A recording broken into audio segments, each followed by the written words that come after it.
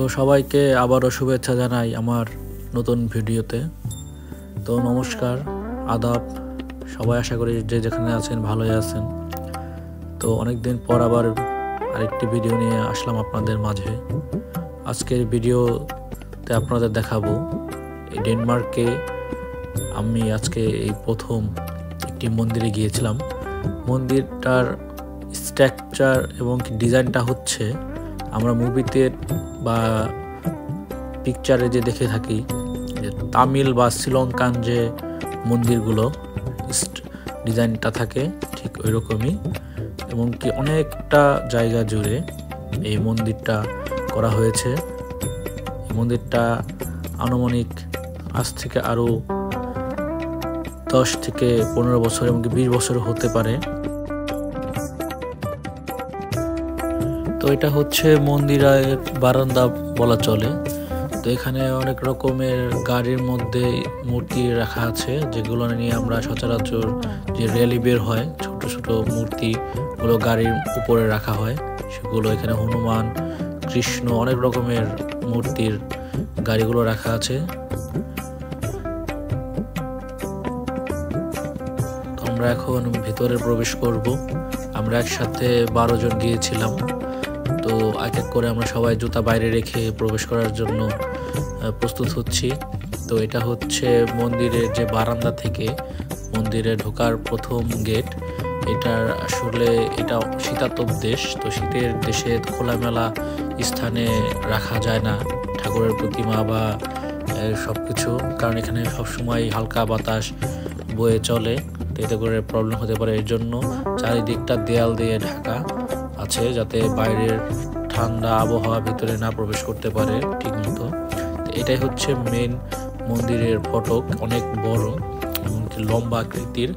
এখানে খুবই শান্ত সুন্দর পরিবেশ, কোনো হাউকাউ নেই, কোনো চিল্লাচিল্লি নেই, একদম শান্ত নীরব একটা পরিবেশে এখানে।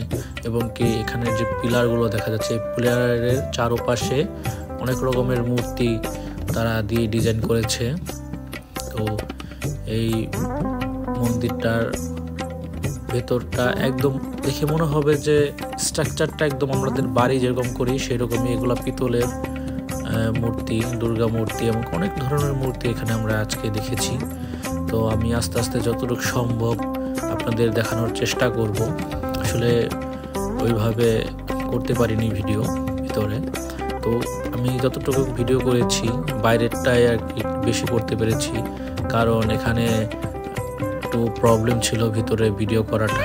তারপরেও আমি করে ফেলেছি। তখন ওরা বলেছে ঠিক আছে, যতটুকু করেছো আর বেশি করার দরকার নেই, যেহেতু নিষেধাজ্ঞা আছে। তো আমি ভিতরে খুব একটা ভিডিও করতে পারিনি, এর জন্য আমি দুঃখিত।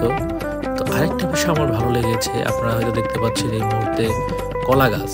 তো আমি এখানে আসার পরে, ডেনমার্ক আসার পরে এই প্রথম শুধু এই মন্দিরে দেখলাম কলা গাছ এবং কি আসল, এমনকি আপনারা দেখতে পাচ্ছেন শিবলিঙ্গ এখানে আছে।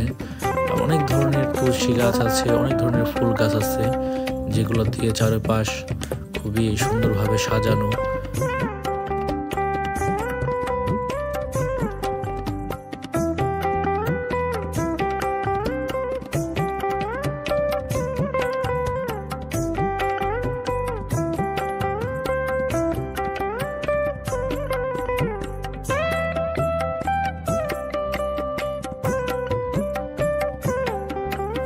তো এই মুহূর্তে আমি এগিয়ে যাচ্ছি আরেকটা বিগ্রহের কাছে।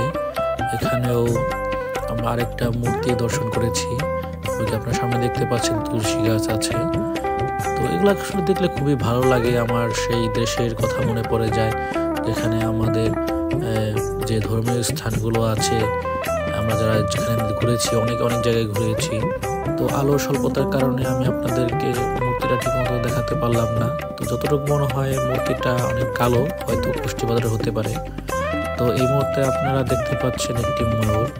তো ময়ূরটা অনেক পালক ঝরে গেছে, এটা হচ্ছে একটা সিজনাল একটা ব্যাপার থাকে। তো সিজন আসার সাথে সাথে এই ময়ূরগুলোর হচ্ছে পুরনো পালক ঝরে যায় এবং আবার নতুন করে পালক গজানো শুরু করে। তো এটা তারা একটা মাত্র ময়ূর এখানে আছে যেটা তারা এখানে পালন করে। তো এই মুহূর্তে দেখতে পাচ্ছেন এটা হচ্ছে কিছুক্ষণ আগে যে এই মূর্তিটা দেখালাম সেই মূর্তিটার মন্দিরের ব্যাক সাইড। তো আমি এখন একটু ঘুরে দেখার চেষ্টা করব যে এই আশেপাশে আরো দৃশ্যগুলো কেমন এবং আরো কি কি বিগ্রহগুলো আছে। তো এর জন্য আপনারা আমার সাথেই থাকুন। তো অনেক রকম ফুল গাছ দিয়ে চারিদিক সাজানো, আমি যতটুকু সম্ভব আপনাদেরকে দেখানোর চেষ্টা করছি। তো আপনারা হয়তো দেখতে পাচ্ছেন অনেক ধরনের ফুল গাছ, এখানে গাঁদা ফুল গাছ একটা বিশেষত্ব খুব ভালো লেগেছে। এখানে আমাদের দেশীয় যে ফুলগুলো হয় সেই ফুলগুলো এখানে ছিল। এটা হচ্ছে মন্দিরের একদম পেছনে একটি বিগ্রহ। এটা আমার যতটুকু মনে হয় এটা হয়তো শনি দেবতার বিগ্রহ হতে পারে। স্ট্রাকচারটা ওরকমই লেগেছিল আমার কাছে। তো যাই হোক, ওভারঅল আমার কাছে খুব ভালোই লেগেছে সব কিছু মিলে। এখানে অনেক দিন পরে আসলাম, একটা দেশে যে মন্দিরগুলো ঘুরেছি সেগুলো কথা মনে পড়ে গেল, এবং কি বাড়ি থেকে অনেক দূরে থেকেও এখানে আসলে মনটা ভালো হয়ে যাওয়ার মতো। তো এক কথায় আপনাদেরকে এই অনুভূতি আসলে ভাষায় প্রকাশ করা যাবে না, যে আসলে দেশ থেকে আমরা যখন দূরে থাকি তাদের জন্য এই ছোট ছোট আনন্দ মুহূর্তগুলো যে কীরকম পাওয়া। এখানে আরেকটু পাশে আমি দেখেছিলাম কৃষ্ণর সুন্দর একটি মূর্তি, এবং কি এখানে একটা বগের মূর্তি বানানো আছে। ওখানে কৃষ্ণর যে গরু সেগুলো আছে, এমন অনেক ধরনের মূর্তি এখানে চারিদিকে ছড়িয়ে ছিটিয়ে আছে, রাখা আছে এখানে। তো আশা করা যায় আপনাদেরকে অনেকদিন পর নতুন একটি ভিডিও দিতে পেরেছি, এর জন্য আমি খুবই আনন্দিত এবং কি আপনাদের খুব ভালো লাগবে। তো আজকের মতো ভিডিও এখানেই শেষ করব, আর সময় অতিবাহিত করব না। তো আমি চেষ্টা করব আপনাদের জন্য খুব দ্রুতই নতুন কোনো ভিডিও নিয়ে আসার জন্য। তো সবাই ভালো থাকবেন, কাছের মানুষকে ভালো রাখবেন।